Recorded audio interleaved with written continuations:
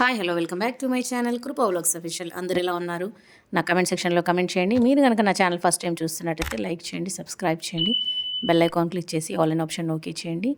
ఈరోజు రెసిపీ వచ్చేసి సోరకాయ ఫ్రై చేస్తున్నానండి. కావాల్సిన పదార్థాలు 2 చిన్న మీడియం సైజు ఉల్లిపాయ ముక్కలుగా కట్ చేసుకొని పక్కన పెట్టుకోవాలి. ఒక 5-6 పచ్చిమిర్చి కడుక్కొని 2 ముక్కలుగా చేసి పక్కన పెట్టుకున్నాను. ఒక చిన్న సోరకాయని తీసుకొని తొక్క తీసి చిన్న ముక్కలుగా కట్ చేసుకొని శుభ్రంగా వాష్ చేసుకొని కట్ చేసి పక్కన పెట్టుకున్నాను.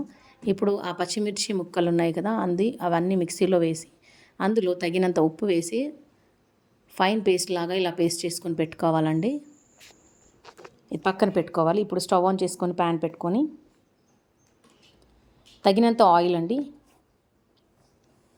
నేను చిన్నది తీసుకున్నాను సోరకాయ మాత్రము.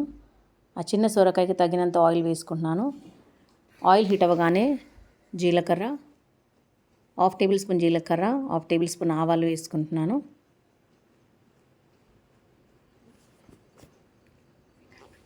అవి వేగనివ్వాలండి. అవి వేగినాయి కదా, ఉల్లిపాయ ముక్కలు వేసేసుకోవాలి. ఉల్లిపాయ ముక్కలు వేసేసుకొని లిడ్ క్లోజ్ చేసేసి మీడియం ఫ్లేమ్లో అడ్జస్ట్ చేసుకుంటూ మంటని ఇవి వేయించుకోవాలి. కొంచెం ఉల్లిపాయ ముక్కలు వేగగానే ఒక 1/2 టేబుల్ స్పూన్ అల్లం వెల్లుల్లి పేస్ట్ వేసుకోవాలి. అల్లం వెల్లుల్లి పేస్ట్ వేసేసుకున్నాను కదా, అల్లం వెల్లుల్లి పేస్ట్ ఆయిల్లో బాగా రోస్ట్ అవ్వాలి. ఇప్పుడు ఒక చిన్న టేబుల్ స్పూన్తోని పసుపు వేసుకుంటున్నాను.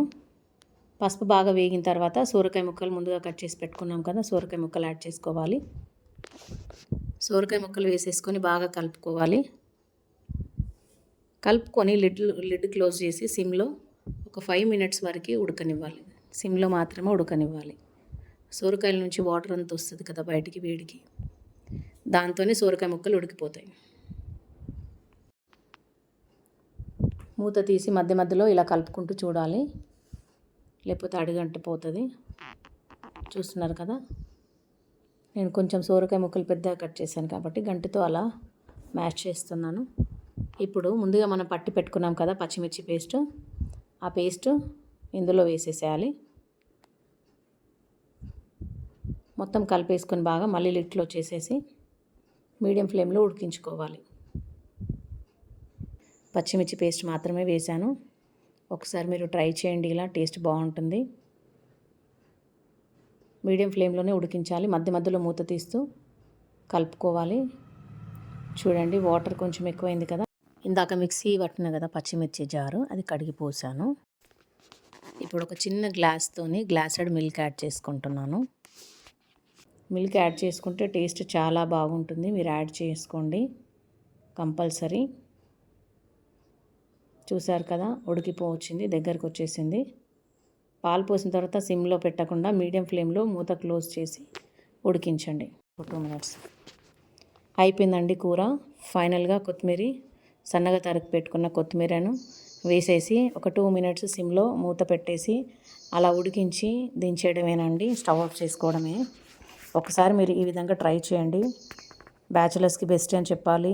ఒంట్లో బాగాలేనప్పుడు కూడా ఏం కర్రీస్ చేస్తామనుకున్నప్పుడు ఇది ఈజీగా క్విక్గా అయిపోతుందండి.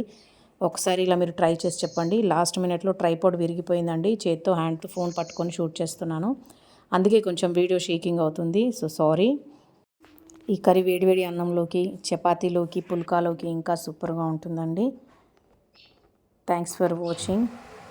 Please subscribe my channel. Take care. Bye bye. See you in next video.